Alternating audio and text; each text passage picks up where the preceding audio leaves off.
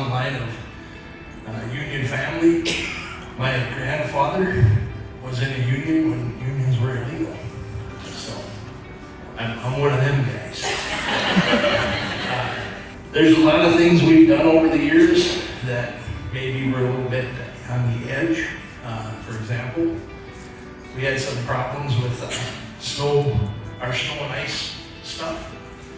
So we were in a meeting one day and and I apologize for the adult language, but I made a comment that management's brakes don't plow the fucking roads we do. Well, that ended up on a button. I've also been sent home for wearing t-shirts with some language on it regarding freeloaders. So just to kind of give you an idea where we're at. DOT. So, I don't know, 7, 8 years ago, I was elected to the vice president's position. And one of the problems we were having was communication amongst the locals. So it was my goal at that time to pull all the locals together and get that flow of communication. A few years went by, I was elected to be president.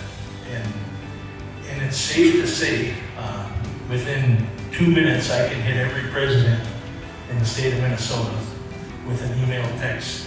We have that quick of communication.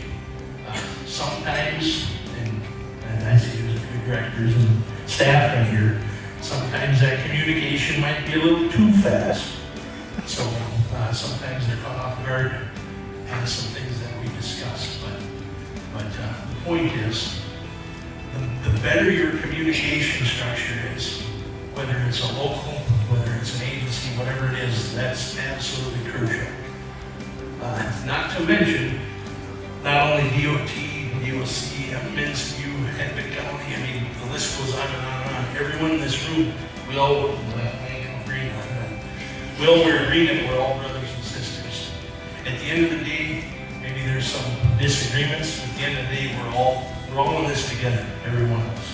So I would encourage each and every one of you, if you're thinking about going on strike, definitely have that training. It'll show you how unprepared you are.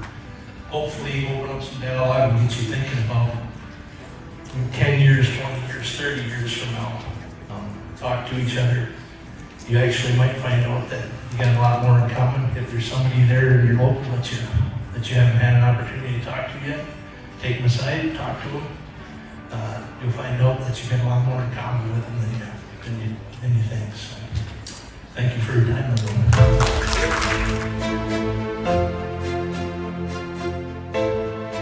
All the locals were brought and invited to a family picnic today to get us on the same page with other locals, especially with the contract coming up. So it was a great thing. We had our families here. I think we gained a lot of good ideas here. So everybody was able to enjoy just doing a family-friendly picnic for all members, non-members, trying to get new members signed up, trying to get people that have dropped to sign back up.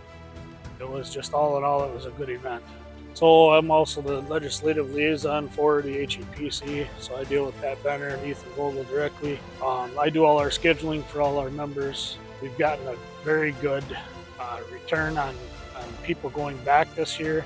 We had a bunch of new members show up that have never gone there before. I believe most of them have been members for a while, but this is their first time ever doing the legislative part. We secured a bunch of funding for roads, bridges, infrastructure, get everything updated and get new bridges and roads built, which we can see has been helping us because now we've been busy again and we're getting busier, I should say, and getting a bunch of bridges and roads fixed, repaired, redone. We're starting to work towards our snow and ice program now for the next season here. The legislative, I can't push how strong we got to be up there pushing for what we need.